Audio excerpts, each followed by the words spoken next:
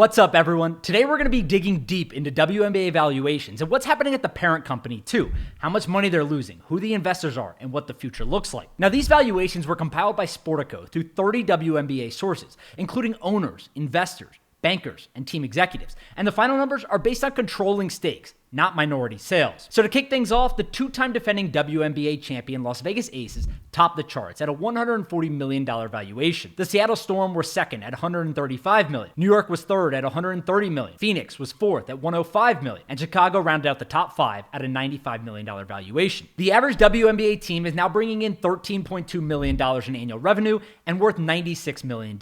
This is the first time anyone has ever done a comprehensive breakdown of WNBA valuations, but the numbers probably don't mean all that much to the average person.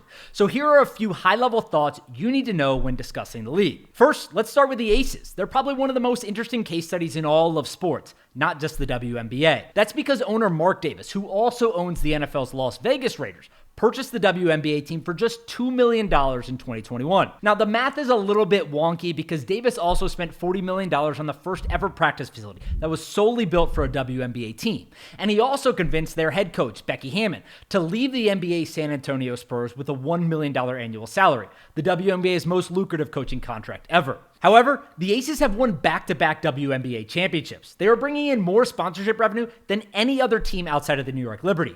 And whether we want to say Mark Davis is up 6,900% on paper or less, he will still make a lot of money on this team regardless.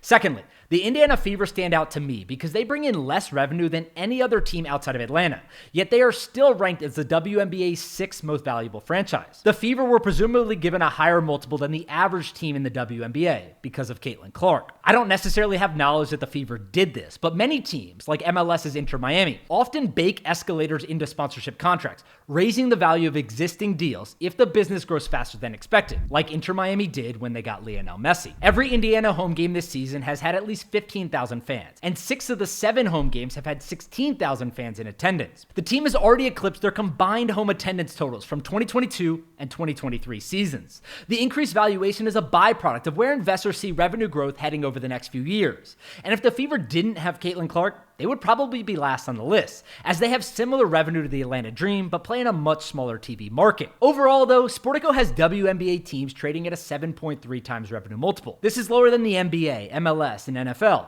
but it's higher than every other major U.S. sports league, including the NWSL, MLB, and NHL. The simplest explanation is that professional sports investors are assigning a higher revenue multiple to WNBA teams because they expect more upside, i.e., the NHL and MLB are established leagues with higher than average entry prices, whereas the WNBA offers a more attractive entry price for investors and higher revenue growth potential. That's why it's essential to see how things shape up financially over the next few years. I'm seeing a lot of commentary online about how TV viewership for the WNBA is up significantly, and the universal expectation at this point is that the league will see a big increase in annual media rights value. That is technically true, but it's complicated, and let me explain. WNBA media rights have always been bundled with NBA media rights. This was beneficial to the WNBA because it gave them a deal that they may not have been able to get by themselves. It was also beneficial for the NBA because it allowed them to sell broadcasters on a year-round content schedule, as the WNBA season picks up when the NBA season ends and finishes before the NBA season starts back up. However, the NBA is about to agree to $75 billion worth of new media rights deals, and rather than stripping out the WNBA's content and selling it separately, the NBA is also including it in this package. That means that while the NBA will probably assign a 200 to 300% increase for the WNBA, the viewership numbers are somewhat irrelevant, as the NBA will end up assigning the WNBA whatever money they think is fair. Furthermore, the WNBA doesn't actually see all of this money. The NBA, for instance, owns about 60% of the WNBA today. They have lost hundreds of millions of dollars on the venture over the last several decades. And NBA Commissioner Adam Silver said the WNBA was losing about $10 million annually before these costs escalated to $50 million for this season, mainly because of the league's new $25 million annual private jet charter program.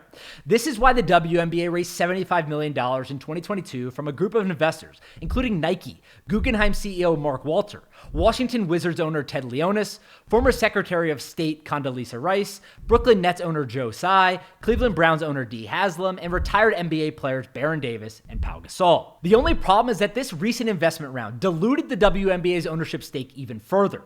For example, the Washington Post reports that just 40% of WNBA revenue goes to its franchises and athletes, with another 40% going to the NBA, and the remaining 20% to the league's outside investor group. This has created a very weird dynamic. On one hand, WNBA players see the league growing like crazy, with arenas averaging 94% capacity this year, and a 3x increase in national TV viewership, going from 462,000 viewers per game in 2023 to 1.32 million viewers per game this year. These players know they can renegotiate the league's CBA after this season, and they've been very vocal about wanting a more significant piece of the pie. But on the other hand, there's only so much pie to go around when everyone has their hands on a piece. The uncomfortable truth is that the WNBA wouldn't exist today if the NBA hadn't subsidized its money-losing past. The bigger league is still nowhere close to being net even on its investment, and now the WNBA and its players will have to sacrifice some of its future upside to repay that long-standing debt. That's not to say that franchise valuations and player salaries won't increase over the next few years. They will.